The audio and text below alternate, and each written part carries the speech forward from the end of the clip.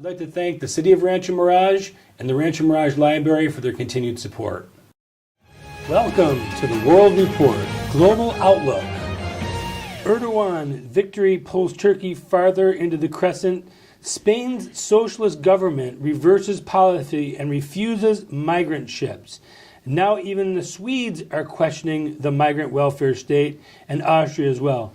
Maury, you always learn by your bad mistakes, and it's taken Europe a long time, but they're finally figuring this out, something that we've been talking about for years, something that Trump's been talking about. You can't let your country become invaded and become a welfare state and succeed and thrive. Well, you've got to understand what happened after Germany was crushed and Hitler was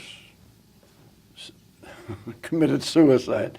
The country really committed suicide in a way, and we'll get to that later. But the point is that Germany ruled Europe for a while until they made the big mistake, which we'll talk about later when they invaded Russia. But the point is, today, there is not a country in Europe that has any clout at all on its own. And even going back 5 or 6 years, Germany really did, until they committed a fatal mistake of letting their country be flooded. Originally, they brought in 2 million Turks right after the war, but that was okay. They were good workers, and in those days, the Turks were not Islamists. Erdogan brought Islam to Turkey. They had a good government. They had great fighters working for us, for NATO.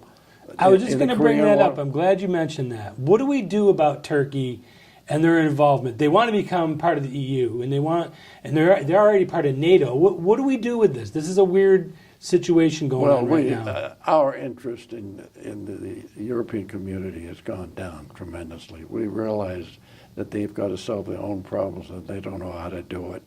So the Brexit, the British getting out of the European community, I think, is doing a lot to destroy it. I think 10 years from now, you may not have a Eurocon. Nobody, in countries, the bigger countries like Germany, Italy, France, even Poland, doesn't like to be told what to do by a bunch of knuckleheads out of Brussels. Well, it would be like taking a section of the United States and having each state have a different language, a different culture, a different currency, and then trying to get them all melded together. It's almost impossible. Well, they work against each other behind the scenes. They try to get ahead. And they've been fighting each other for centuries. Since their inception. Correct. But, you know, it's interesting. You've got Hungary. There are a number of countries now are turning conservative and patriotic.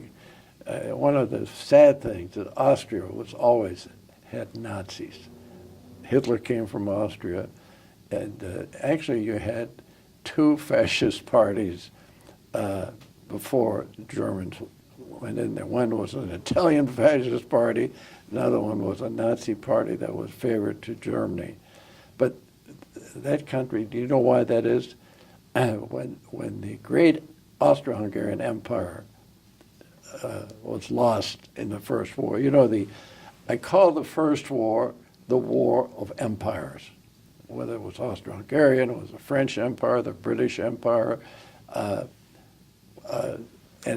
at that particular time, at the end of the war, those empires, with maybe the exception of the British primarily, no longer had the colonies that were supporting them by countries that they had conquered or overpowered over the years. So consequently, what you had in Europe after the Second War, once the Russians had all of Eastern Europe. If you recall, even Eastern Germany was a communist country, and you had Hungary, Romania, Bulgaria. These were all countries that were given by the triad of Churchill, Stalin, and Roosevelt. Yeah, that's right. They said, let's give it to them. We need them to finish off the Germans. So what you had was strictly a communist attitude in that part of it. Well, that has gone by the wayside when Gorbachev decided to get rid of the Soviet Union. And by the way, that's still one of the greatest questions that has never been answered, how he got away with it. He literally cut Russia, cut the Soviet Union. He destroyed the Soviet. Putin has called that one of the worst geopolitical decisions in history. You know, Vladimir Putin says it is the worst thing that ever happened in the history of Russia, because and he's trying to put it back together. He's doing a pretty darn good job. He not really. I mean, he's trying to make Russia more a factor, and he is in the Middle East. Oh, absolutely. He's in Iran? done it right.